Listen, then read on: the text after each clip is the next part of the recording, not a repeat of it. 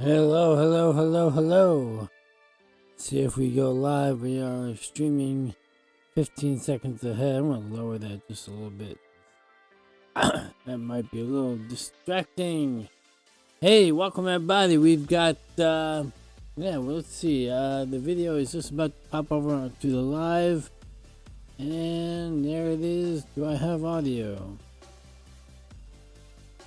Yep, I got audio. Alright, ladies and gentlemen, we are on. This is John McLauchlan with Tech Talk.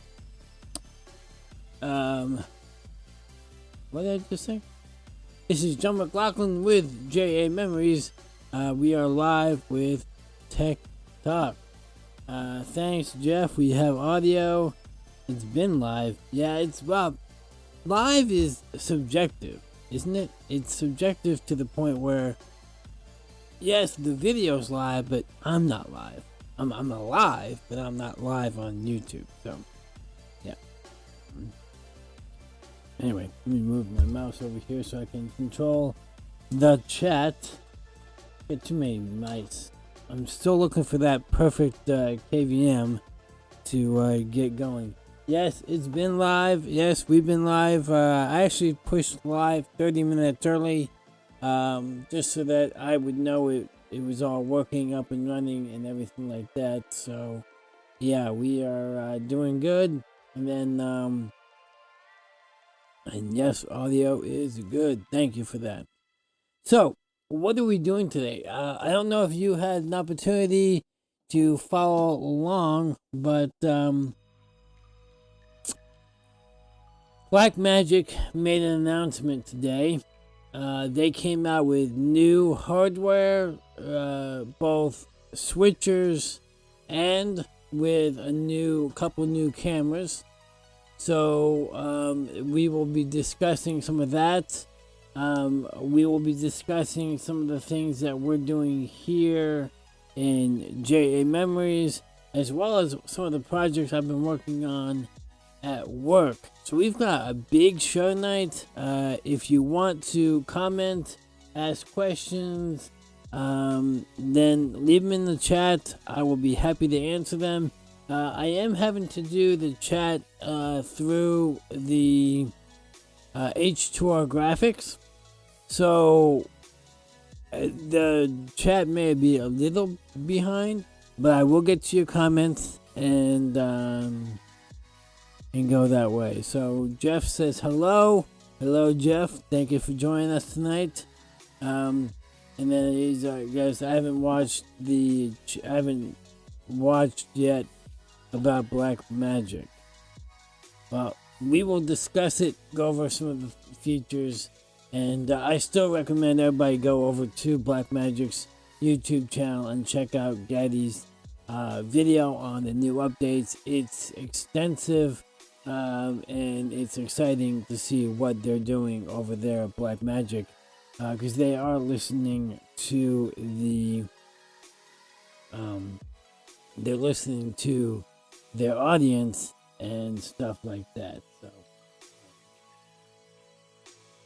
So first off, welcome again to JA Memories. JA Memories, we are doing consulting. We're working with churches, businesses, individuals to get them online and providing services, everything from simple consulting to installation to actual running of equipment, and just everything from audio to video to lighting, anything that goes into a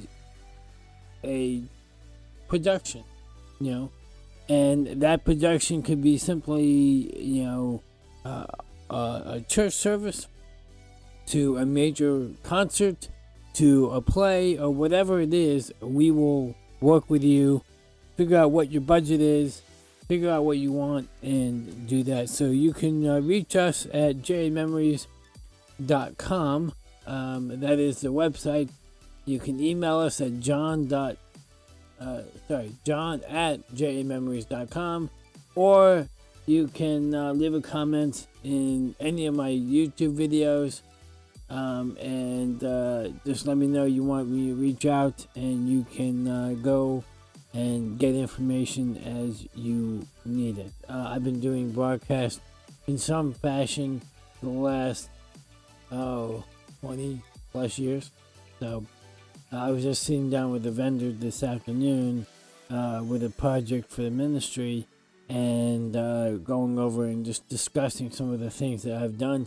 And you don't even expect it and see it until you start to think about where you've been, what you've done, and just how far the Lord has taken me and given me the ability to change so much over the years. So it's exciting. Don't forget, you can find us on Facebook. It's JA Memories 2017. I actually had a lady call me today about something else and mentioned that she was looking for me on Facebook, and she told me she couldn't find me because she looked up JA Memories, And unfortunately, with JA Memories, it was already taken. So I had to go with JA Memories 2017. So if you want to go over there and join the group, I am planning on doing some stuff with that. So yeah, that's exciting. So moving on, what's been going on with JA Memories? Well, we are doing the weekly show. I come on here every week and we do our show. Let me get a little bit more comfortable. It's going to be a very painful afternoon if I sit here like the way I was. So we're doing the live shows. We just wrapped up a client. This Sunday will be the first Sunday I don't actually have a client that I'm working with. So, not that I'm upset about not working with a client, but it's been they want the opportunity to try and run their system by themselves. I've been over there for about 4 or 5 weeks and helping them out, and they really feel confident that they can run it themselves. But I told them just what I told everybody that I work with. Yeah, my phone's on, and if they need something before service, during service, after service, doesn't matter. Give me a call, text me, email me, and I will be happy to answer and get that figured out. Whatever that is, whatever the issue. Now they are more just audio and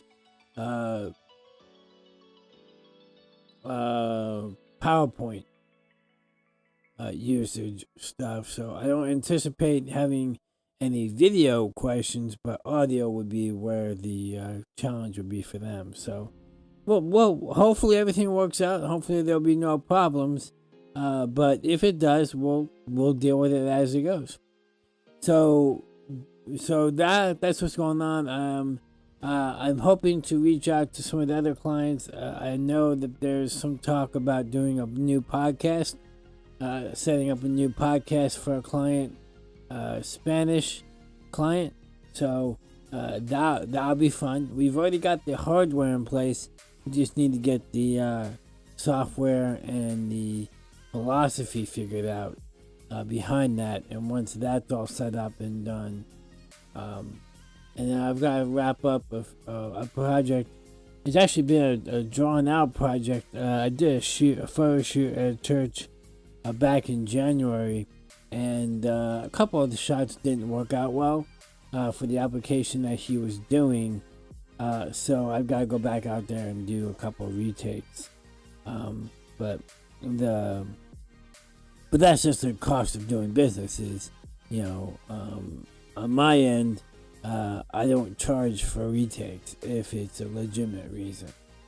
If it's just because they didn't look their best that day, I might have a problem with doing a retake for free. But because the application that they're doing and the process by which they're trying to upload the pictures to is not working with the shots that I took, I'll be happy to go back and redo a shot so that they can get the best image for their application. So we'll hopefully get that done here in a couple of days, about a week or two, and wrap that up and move on to the next project. But that's what's going on here at JA Memories. We will talk about Black Magic in just a minute, but let's talk a little bit about what's going on at the office.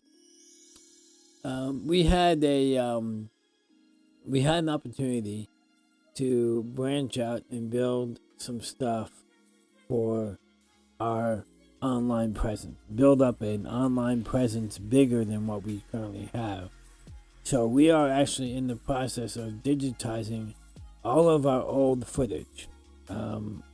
We currently are digitizing Beta, SP, Beta Max, Digital Beta, and as well as our DV cam footage. Those we can do in-house right away, right now, and actually we're in the process.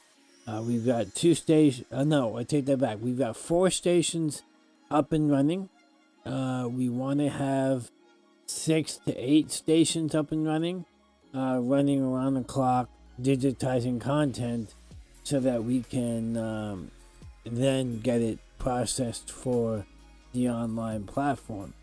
Now, what the biggest challenge that we came across was we're taking SD footage at 480 or 486, depending on what it is, quality, and trying to get it up-res to full HD. Now, if you've ever worked in broadcast, if you've ever worked with old footage, you know that could be quite challenging. And if you just go out there and just blow up the image, you're going to get a lot of artifacting going.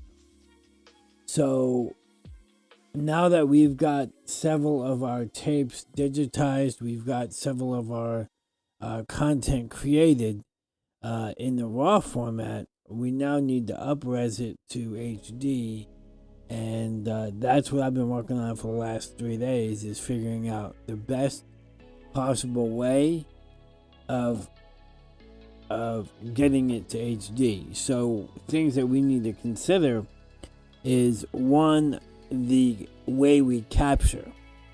The capture definitely determines how much you can up-res it before it starts deteriorating quickly.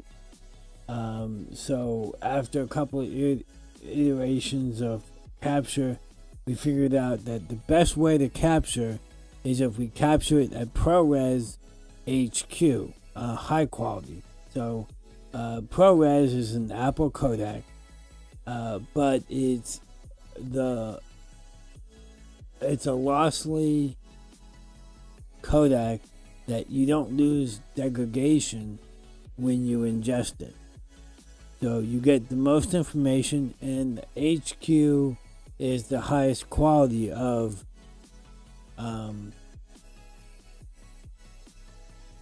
ProRes. So what we're hoping to do is up-res it so we capture it SD with ProRes HQ, and then we up-res it with a different software. And I'm still holding out. Maybe there'll be other options out there, but the one software I found, and some of you may know it, some people may not. It's a program called Topaz Video AI. Now, previous versions were Topaz Video Enhancement. They do make software for photos, to up-res photos, and they do all AI.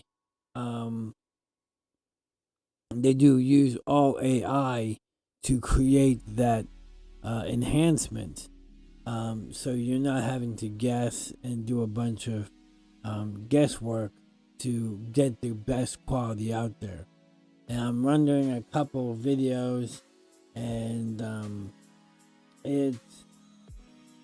I can't tell. It looks like it's done, but it might not be done. I've got a picture of the software up here, and if I bring it down a little bit, I can actually take it on air.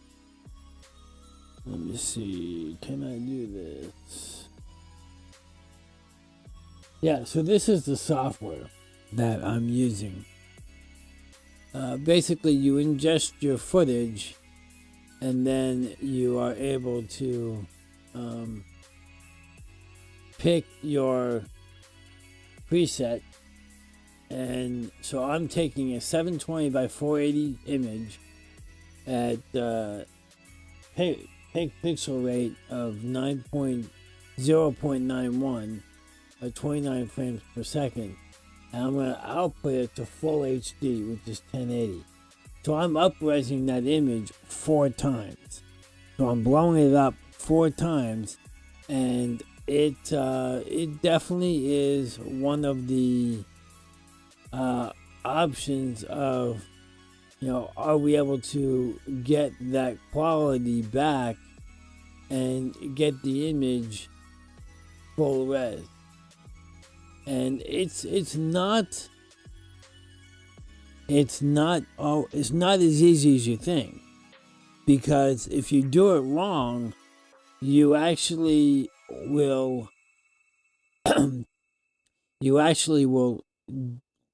deteriorate the image more, because now I'm outputting it, like I said, ProRes HQ, and that way when I edit it, I can edit it down, edit, trim, and do whatever I need to, and get the quality, keep the good quality, but yet at the same time, I'm actually able to preserve the original quality. If I started with a lower ProRes, if I started with a lower, say I did H.264. If I did H.264 codec and then went back and tried to edit with it and then recompress it, another H.264, I would actually be starting with a compressed video, editing with it, and then recompressing it, and I'd start very, very, very, very low quality, and would not have as good response with the software.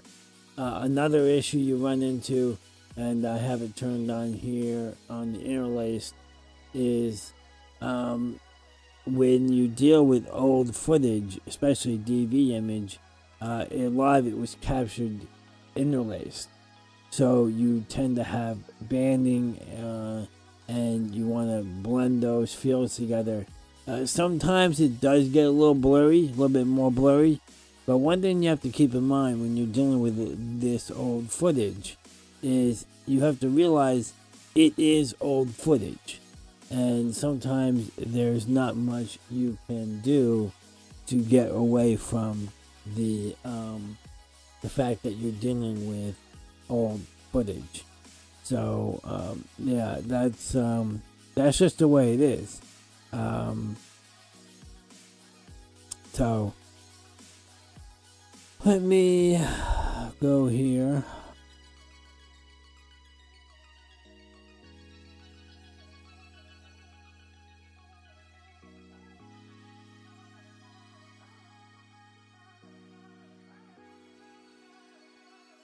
Oh, it's still processing that footage.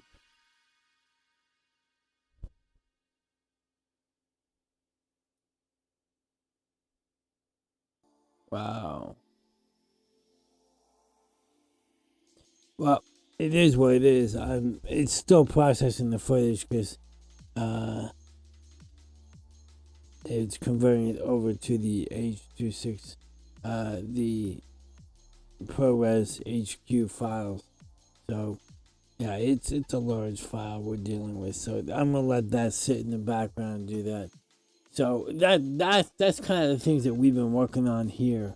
So between working with clients on their basic systems, working at the ministry, trying to figure out, the best quality that we can do, and then coming on here, doing our thing. And now with Black Magic, so when I didn't even know they were doing a update today. I got a notification on my phone that said, hey, Black Magic's doing a new update. Great. What are they doing? Oh, cameras and switchers. Oh, cool. So I obviously jumped on quickly and watched a little bit of it. And sure enough, I was pleasantly surprised when I started watching the live stream. Now, I'll be honest with you, I didn't watch the entire live stream because I had to run and do other things. But I did go back and watch the end of it, and then I went back and watched a couple of the reviews, because sometimes you miss things that other streamers watch, and I've got a few guys that I follow that follow Black Magic like no other. So we've discussed in the past the Black Magic Extreme ISO. The Black Magic ISO SDI, which is this model right here. So this model is the A10 Mini SDI Extreme ISO. And this model came out a few months ago, and it answered a bunch of questions and a lot of problems that broadcasters who use SDI in their workflow. But Blackmagic had an old studio, television studio HD, that they had in their workflow, and why is that beeping at me? Everybody wanted them to update. So on the old HD studio production, you had 4 HDMI and 4 SDI input. And people were like, okay, it works, but most broadcasters are not using HDMI for their input. They're using SDI. So Blackmagic came out with a new switch. If I will type it in here.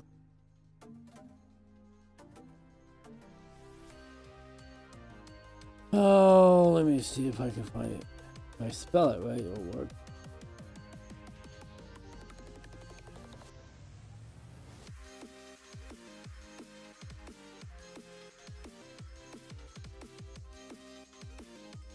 Now, if we go to the website, the very first thing you see is the fact that they now have a A10 Television Studio HD. This is a new version of an older product. Now, the official name is the HD8. Now, if you look at this, this is a sleek little box. So basically, what in my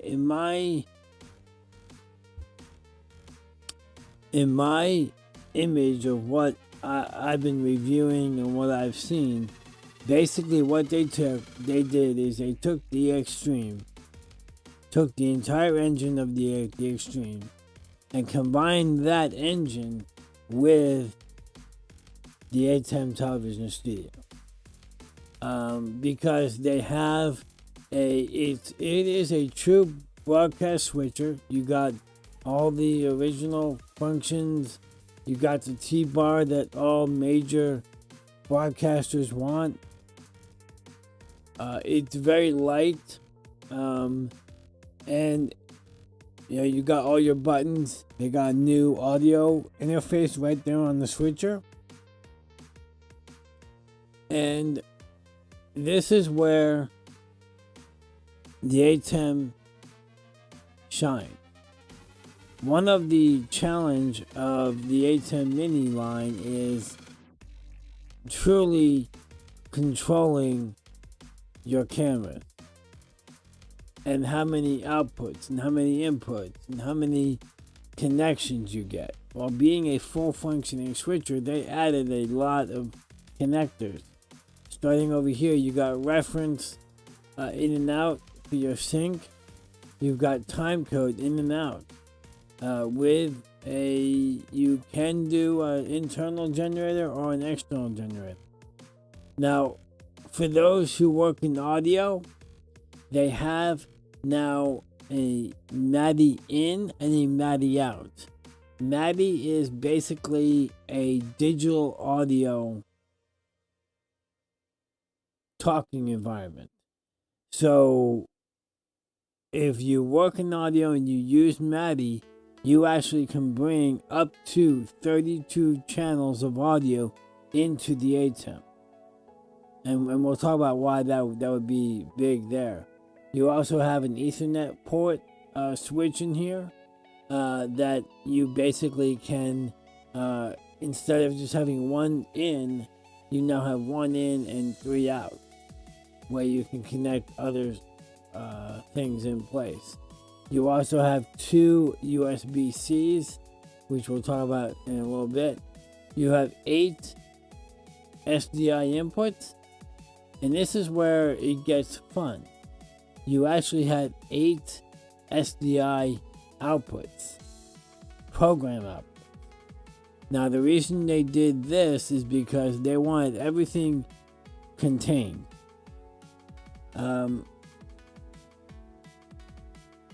The reason they went with the SDI program out is in order to control your Blackmagic cameras, you need to make sure that you have program going out to the camera, because that's how you do your control, your shading, and all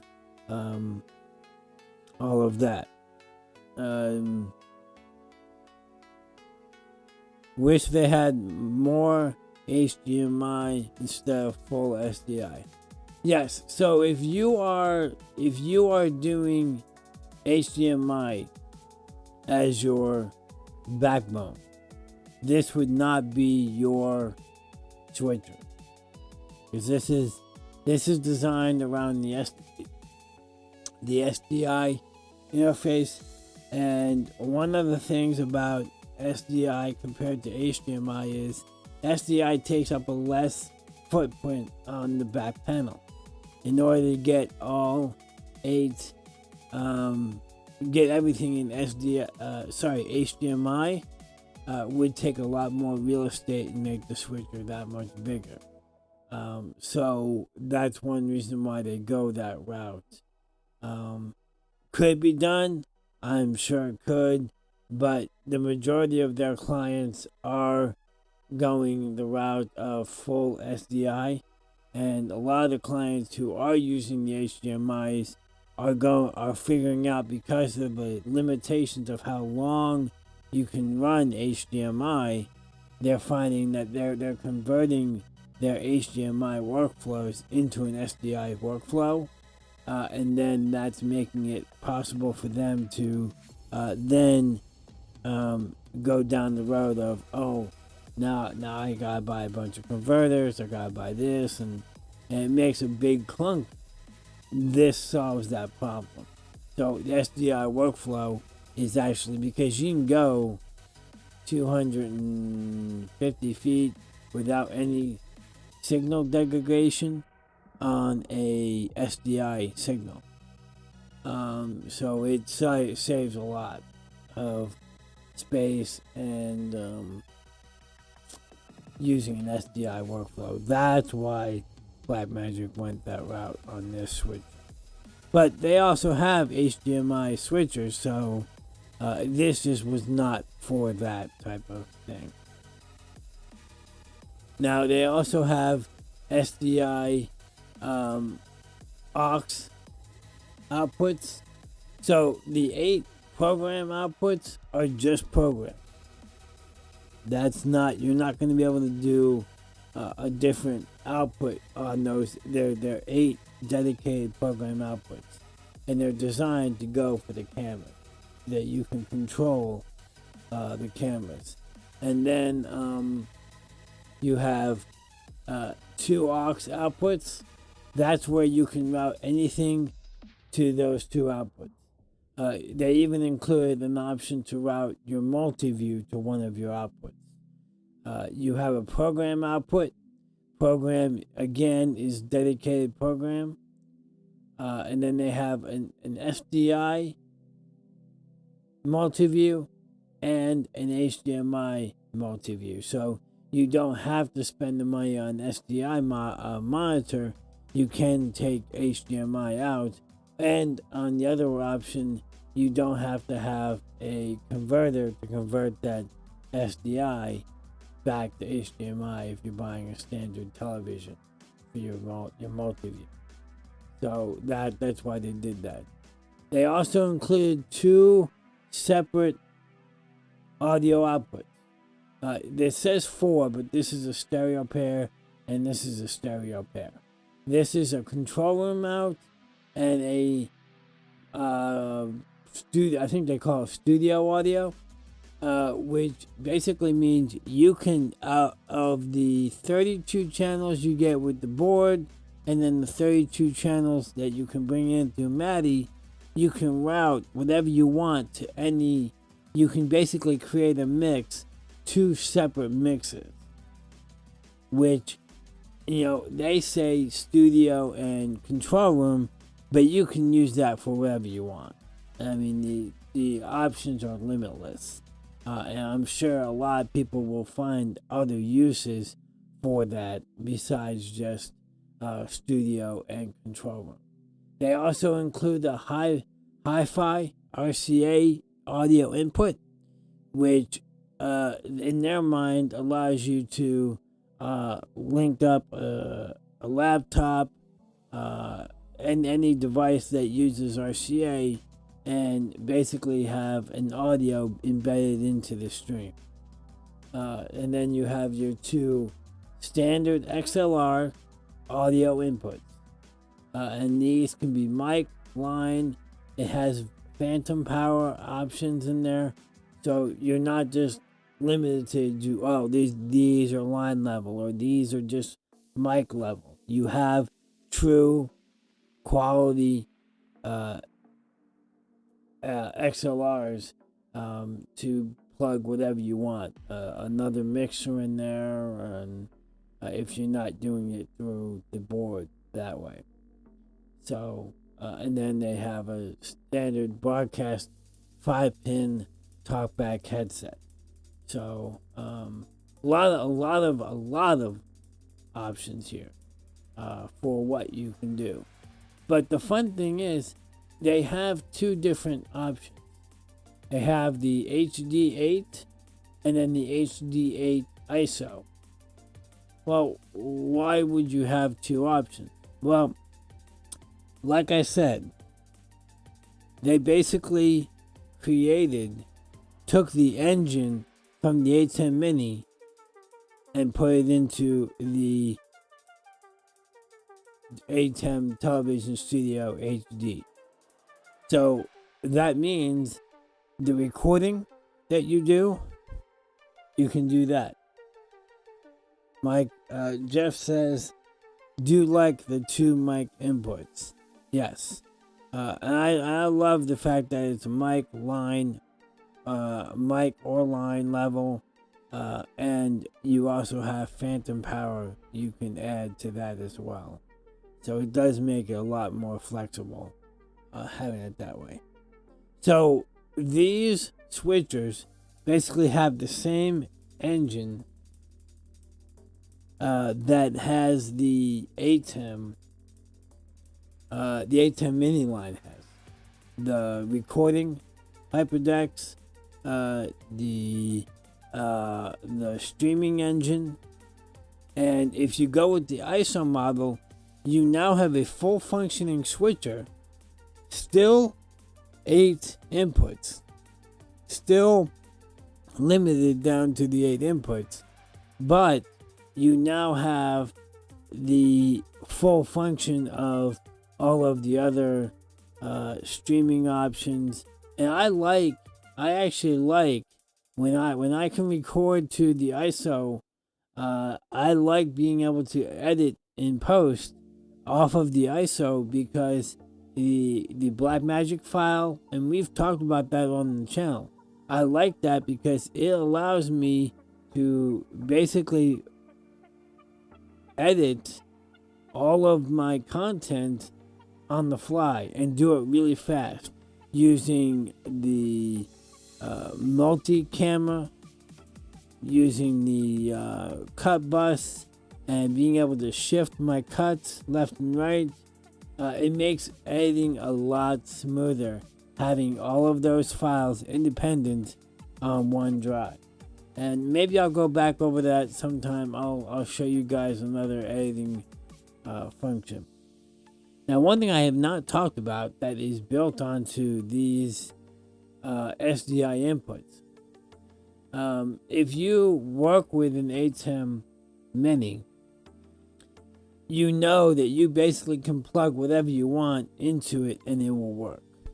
You're no longer required to have everything configured to the same aspect ratio, everything synced up to the same frame sync, because the ATEM Mini line was built with scalers on all the inputs.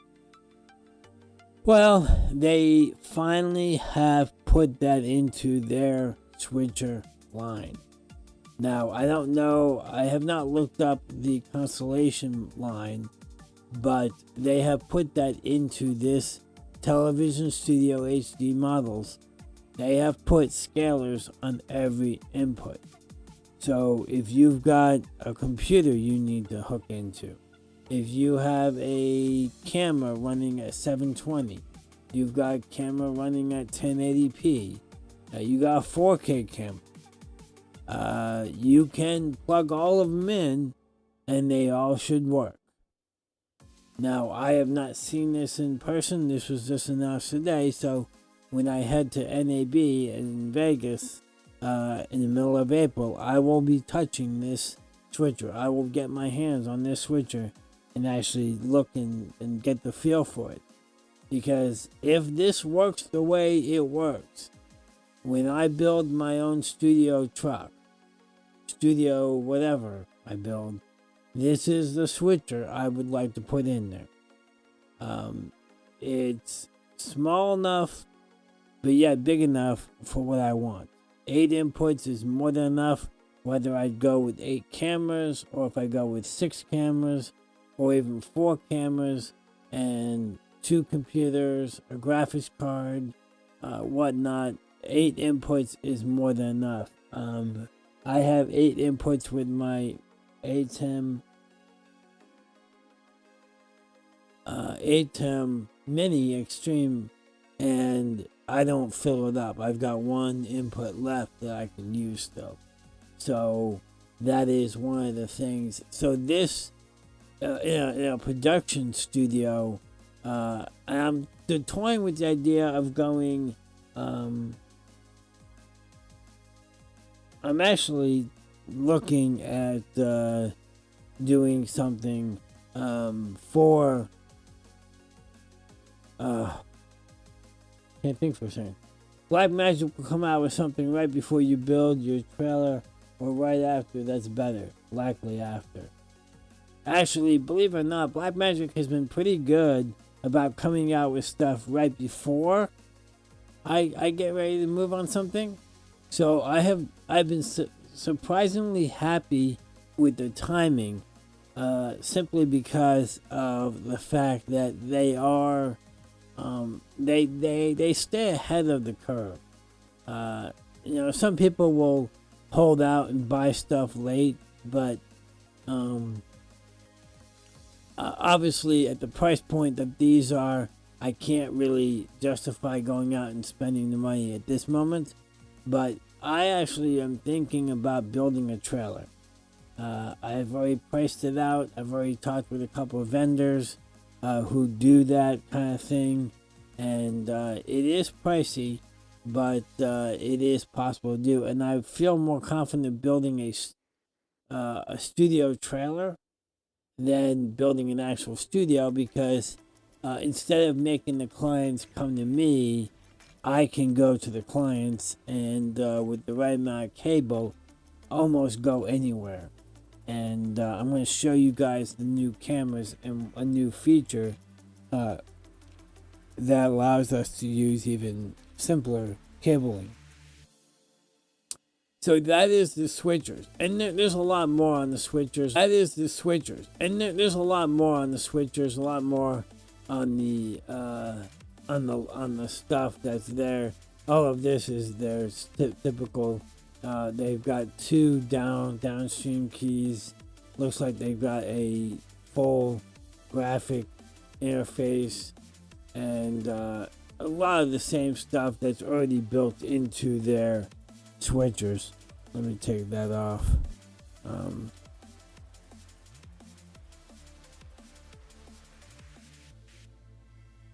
I'm scanning, not finding it yet. But is this 4K?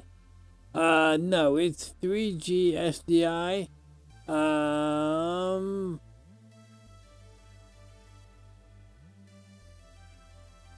This is, I believe, 1080 only.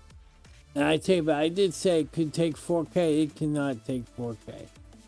This is 3G SDI. You need 12G SDI to do 4K.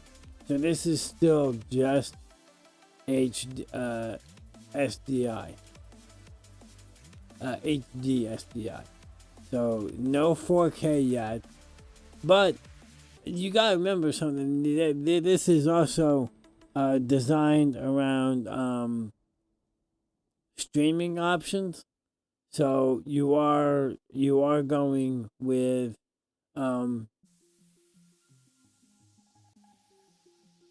you are going. This is designed still around that live platform. So yes, it is not doing 4K. Go 4K. Okay, so the reason that they have not gone 4K with their streaming platforms is most people don't stream in 4K. So it will come. It's just the bigger switchers are 4K. Just their streaming switchers are not, because in order to stream 4K, you've got to have a very big pipe, and you have a lot of compression, and that's just not what they're pushing at this moment. Their other switchers are 4K, and then to record 4K, you need a very large hard drive, a very fast hard drive, to be able to capture 4K. And when you're trying to capture 8 inputs, you need something that can read and write at I think it's 700 megs a second for one input at 4K.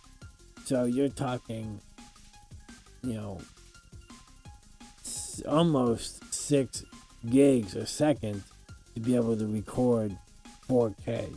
That's just not what you can't build that into an engine very simply.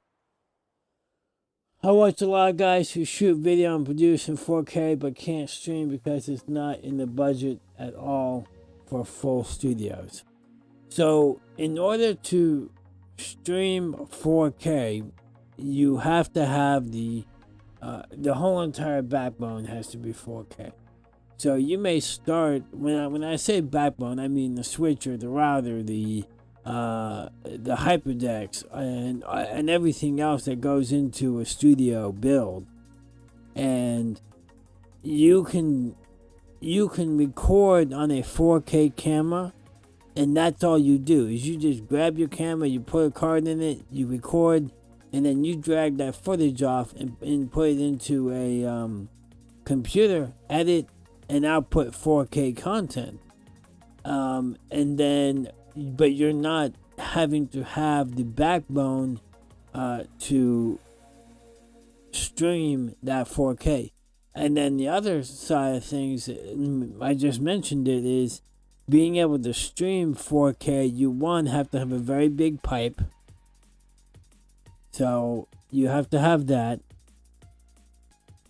And then you have to, I believe the minimum for streaming 4K is 70 megs a second. That's upload. And I could be wrong. I'm not sure if that's right or wrong. So those are things you have to consider. And that's why a lot of people are shooting video and producing in 4K and then uploading it later, but they're not streaming in 4K. I actually know people that are streaming in 4K. they have a completely 4K environment. But to get to that point, you have to have a very large budget. And I'm talking several $100,000 for that environment. I'm looking at a budget of 10 to 15,000. That's not going to get me a 4K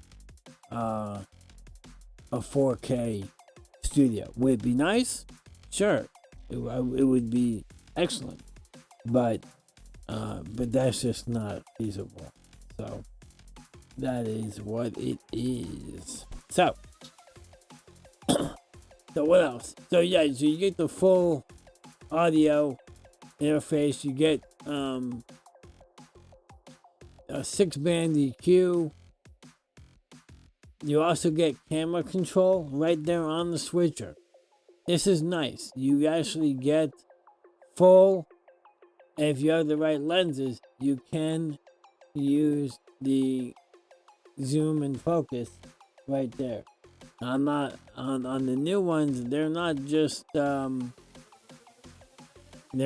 best with zoom and focus from the controller, so it's not like a smooth transitions. Focus might be better, but zoom on the other one is very jittery.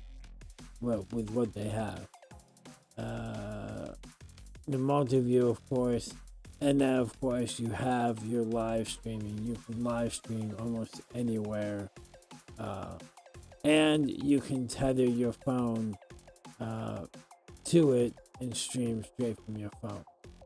Recording, just like on the A10 minis, output to any software via USB, the USB-Cs.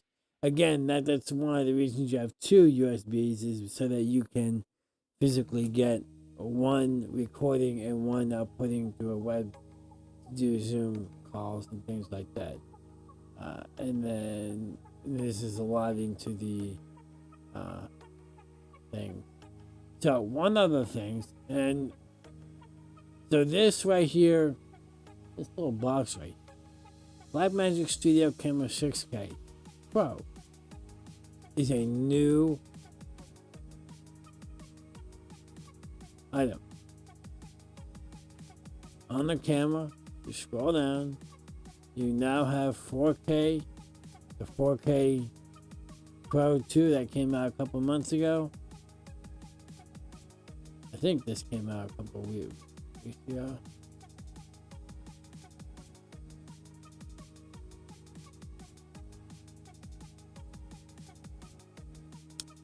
I want to say this came out a couple months ago, but it may have come out recently. The new one is the 6K Pro, and that's where the money maker is right now, because you obviously have all of the same viewfinder, and in all honesty, the original models of the studio camera basically look like a viewfinder with a lens on. So it's like, really? It's weird. But this is where I honestly think this works great. Now, the 6K Pro is the EF mount lenses. So any EF mount lens will work with these cameras. And if you get the right lens, which is a full servo lens, you can even use the focus and zoom demands from Blackmagic and control them from behind. I don't think they have them on the pictures. So all of the EF mount lenses will work with the new 6K Pro. It's very functional. You get the large 7-inch viewfinder, which is a Blackmagic industry standard viewfinder. Very nice. I like it. You've got a lot of functionality there. You've got a nice big tally on the front of it. Alright, so here's the focus demand, and over here it's hard to see, but you do have a zoom demand, and they plug into the USB port on the side of the camera. And then you can daisy chain them together. So you use one USB to record your local Blackmagic RAW file, and then you have the other one for the focus and zoom. So on the sides, you've got HDMI, that is an out. You've got SDI in and out. And then you have this 10 gig Ethernet port. And this is where the moneymaker is for me. This is where if I had these cameras, I would be using this. So they actually have, so before I get to that, I'll talk about the rest. We do have two USB-Cs, one to do your focus and one to do your recording, or whatever you want to do, but that's what I would do. You have two full-size XLRs, just like on the board, the switcher, and then you have a full headset. So you can do that through the switch. Now, if you have all Blackmagic and everything's tied back to the switcher, you've got talkback built into the comms. So you now have comms that you can talk with everybody. Now, as always, you can connect and shade your cameras, control all the color balancing and stuff like that. 4 ways to connect. You can do HDMI, connect to SDI, then you can connect, and we'll talk about this one here in just a minute, the Ethernet, or you can connect via USB. Now this is saying disk and record straight to the switch, to the hard drive. But there's other ways to connect too. I don't know why they didn't talk about this.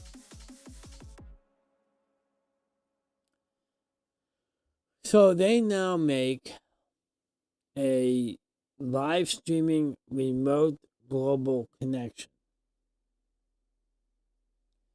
You can take a mobile phone, connect through USB-C to the mobile phone, tether the internet to the camera, and then stream it to the streaming bridge. Now, one of the things that they have done on the new switcher is they have put that the switcher, the new switcher, has streaming bridges built onto all the input. So you can take this new camera, and it also works with the older model 4K and the G2, broadcast camera. You can stream from there straight into the switcher. That is a game changer, because you're no longer tied to, you have to be on the local network. You don't have to be in the thing.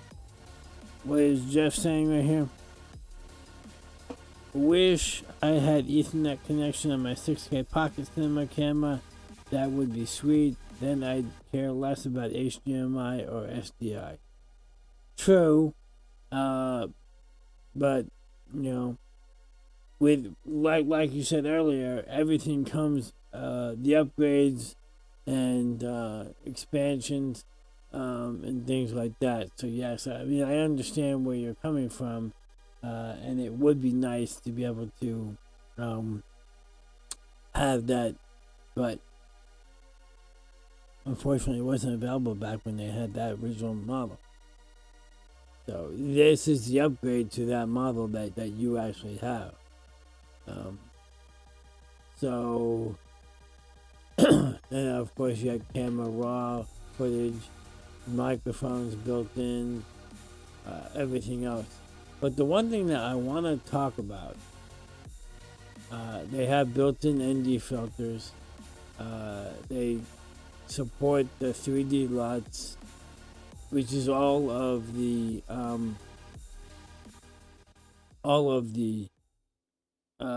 same things that are built onto a lot of their other cameras. But the one thing that they added on this camera, and I'm not sure which other cameras will do this, but having this, it's a 10 gig Ethernet port. Now that Ethernet port does multiple things. It will power your camera over PoE, power over Ethernet. What did you say? Hey John, interested in a 6K pocket cinema camera? Yes, I am, but it's gotta be the Pro. I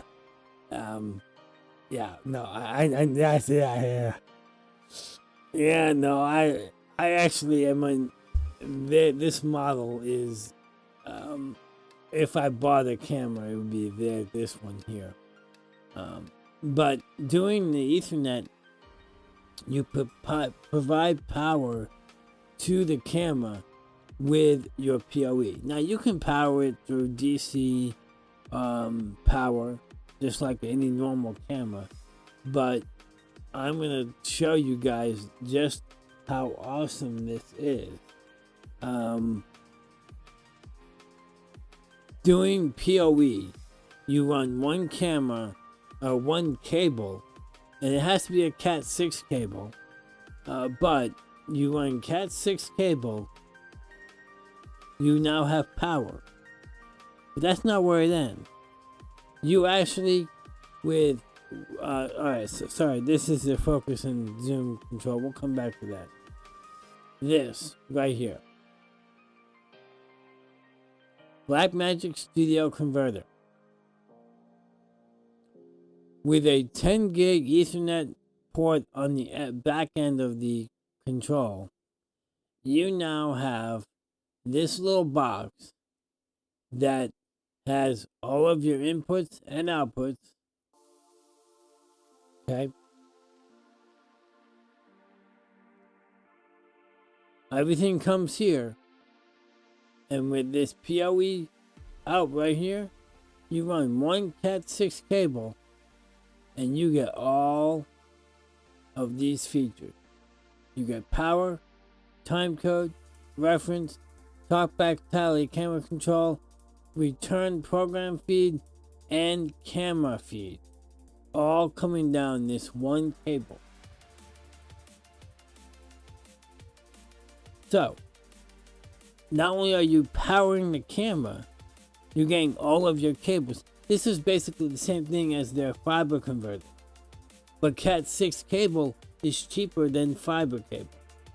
Simply fiber is expensive. So you have to consider that you now have a viable option to run in remote locations, setting up a camera rig that runs simply on Cat 6 cable. And I'm not sure what the length is, but Cat 6, I'd have to do a little bit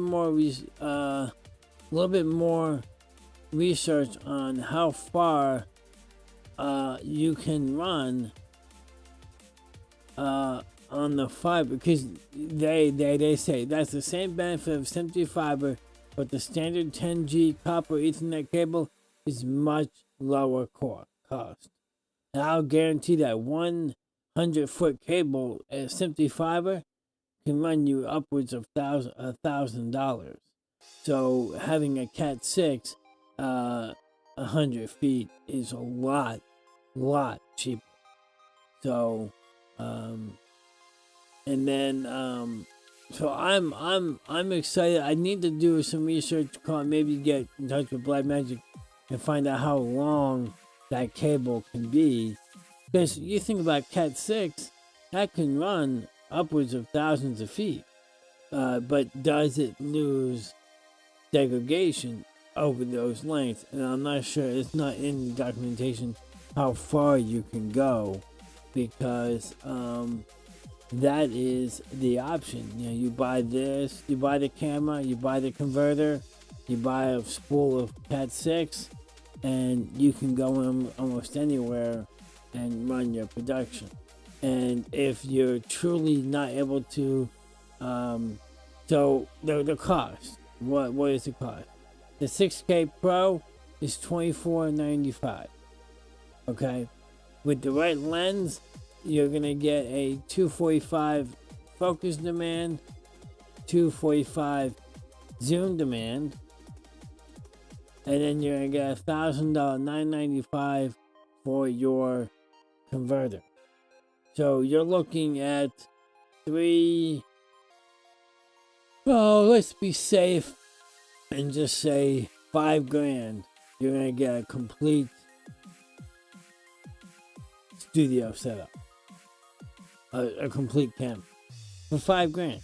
Now, again, camera lenses. That's where you're gonna spend your money too. So you're gonna spend probably a couple $100 on camera lenses, but you're not gonna spend $5,000 unless, of course, you need a very long, low light lens. But you are gonna spend a couple $100 to $1,000 on a decent lens. So let's just play it safe and say $6,000 for that.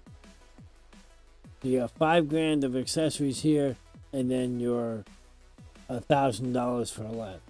So you got $6,000 invested in this camera, and that's actually a very good price for that camera because of everything it can do.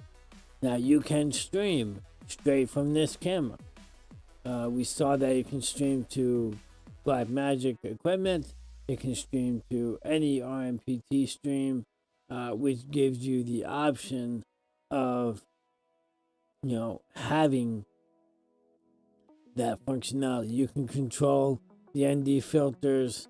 The one thing I wish they would give you the option is taking one of those ND filters out and putting a star filter in there. If they could do that, I would go out and probably buy one right now.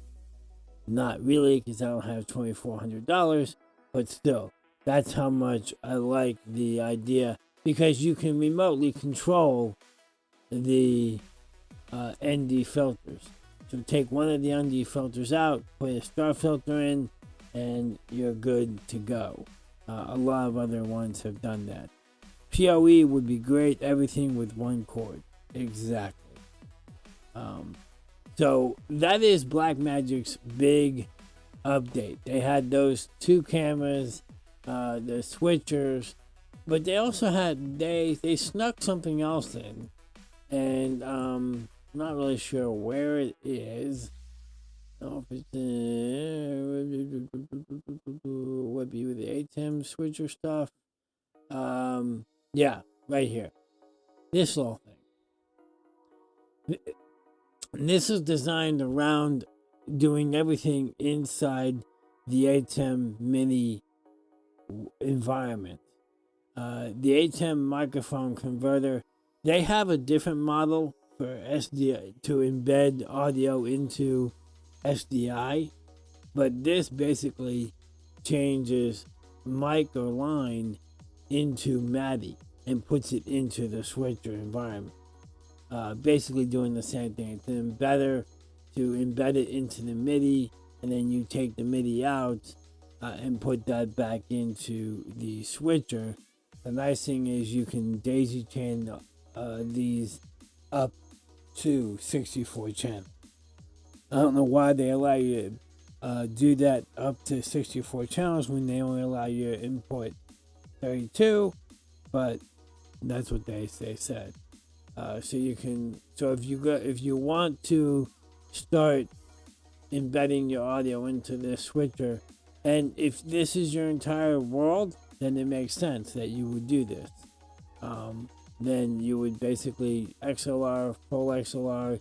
You do have your 1/4 inch right there that you can go with, and they're supposed to be very, very clean, and you can daisy chain up to 64 channels. And all come out one MADI in. Actually, it's supposed to be Maddie going to Maddie in on the board. So it's really, really awesome. They have thought about a lot of things that makes working all within Black Magic. And I was actually sitting with the vendor this afternoon and talking about the fact that Black Magic has encapsulated the broadcast world and brought the cost of doing broadcast down so much. You know, when I first started in broadcast 20 years ago, and a simple camera would run you $30,000 to $50,000 when it was all said and done with all the accessories. And I just did a rough quote in my head of $6,000 for a camera. So you're saving $44,000. And now you can still get cameras at $50,000. And, some people would say that it would be a heck of a lot better. But when you're looking at budgetary reasons and things like that, it definitely makes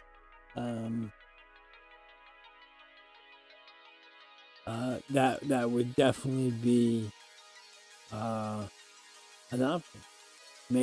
Makes doing what I do that much easier.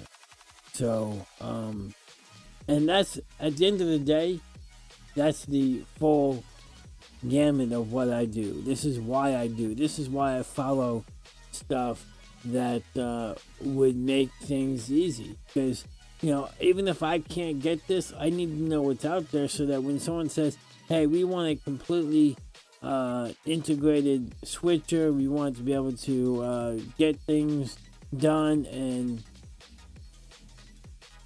have that option, I've got to be able to provide things that make people comfortable when I suggest things to them. Because if I can't provide support, then what good am I as a consultant? So, at the end of the day, I think this is a great option. A great option. Between the camera, and I actually was thinking about going the fiber option, but I like the Cat 6 option a lot easier. Now, when are they coming out with a 6K PTZ camera that has PoE? I don't know when Black Magic is going to get into the PTZ line of switchers, cameras. They PTZ cameras are, the top models of those are PTZ Optics and Panasonic. And there are tons of different knockoff brands and no-name brands and other things that are out there, and some of them are very good. But and I believe some of them are actually PoE.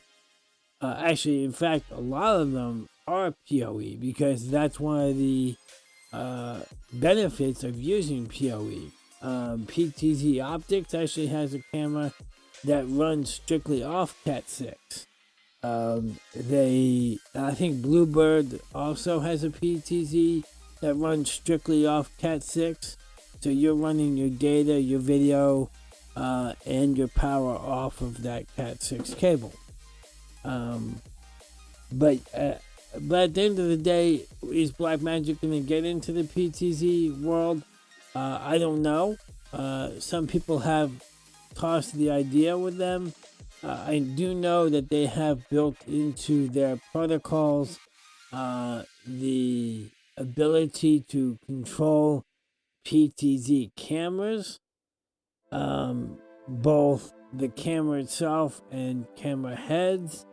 But as far as actual building their own PTZ cameras, I have not heard any inclinations. I might ask them that at NAB and see if I can come up with an idea of when that would be. Because I mean, I'm sure whatever they do will be a lot cheaper than maybe some of the others. But you gotta remember, there's a lot of moving parts when it comes to PTZ. So you want to make sure that you're getting a top-notch product, and it has taken Blackmagic quite a few years to get that going. It's not like they got it out. You know, the first switcher they had was the best. Their first camera. No, it's not like they had the best when they came out, and they've had to deal with a lot of the ups and downs with any manufacturer. So even if they do come out with a PTZ camera tomorrow, I'm not quite sure how fast I would jump onto that. And yeah, and it, yeah, that's all I'm gonna say on that. So, all right, what time is it? I don't even know what time it is. It's 9:13. Wow, it's late. So yeah, that was a fun show. My hair's a mess. It's been a long couple of days. All right, anything else? Anything else? All right, well, I think we're gonna wrap it up today. Hopefully you all have a great week. Enjoyed your stay here at JAmemories on Tech Talk, and Jeff being himself just figured out the hair was crazy. Well, you know, there are good things and bad things, and I'm still terrible. You know, I've been doing broadcasts for several years, and I'm still, if I'm looking at on certain monitors, I see it on this side, but it's really this side. I'm always doing this number. If I look over here where my viewfinder is, I can actually do it right. But that's just what it is. Fun show. Thanks, Jeff. I do appreciate that. I try to make these shows entertaining, and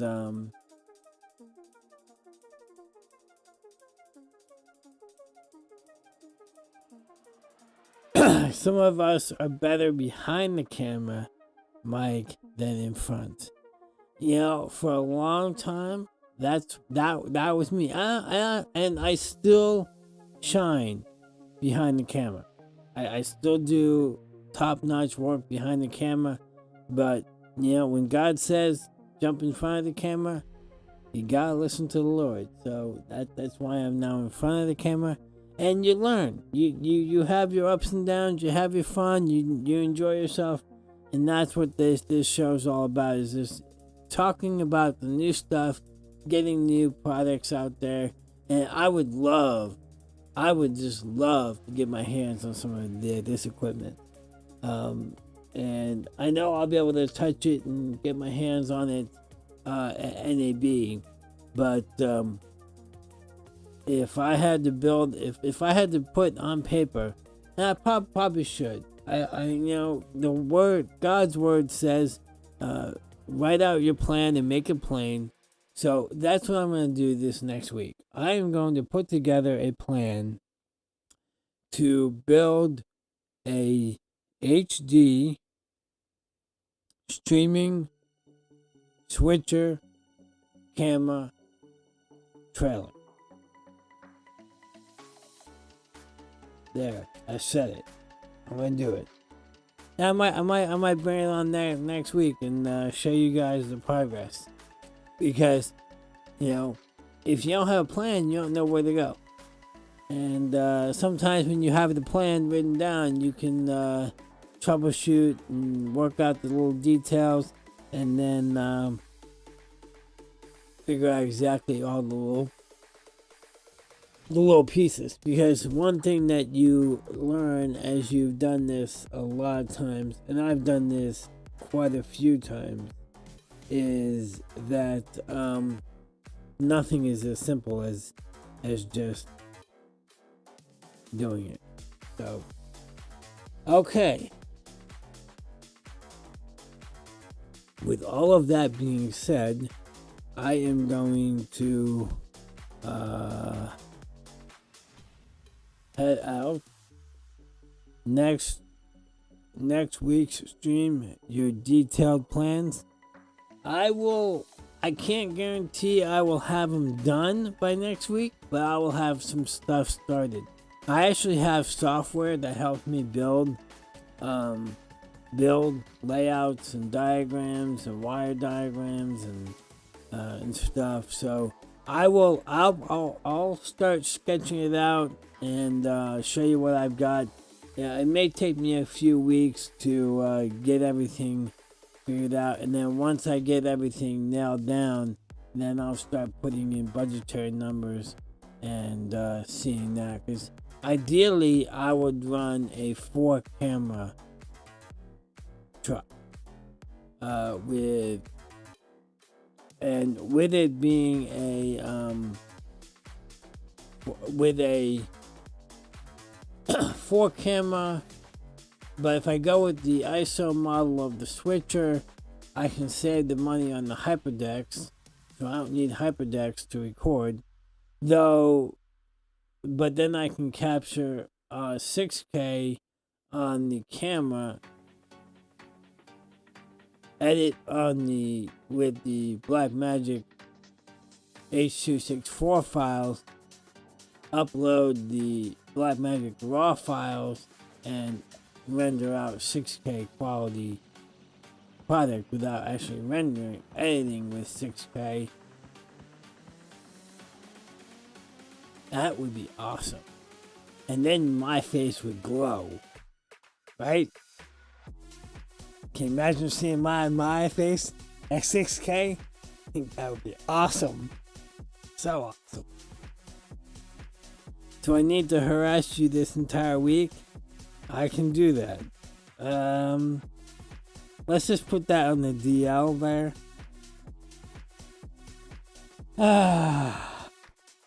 Jeff is... I need to stop, because at this point, Jeff's just having fun at my expense. So, with that being said, you all have a blessed week. You all be good, be blessed, and we will see you next week. Same time, same channel, right here on Tech Talk. Make sure you like and subscribe, turn on notifications, and feel free to share these videos with your friends and whatnot. We will talk to you next week.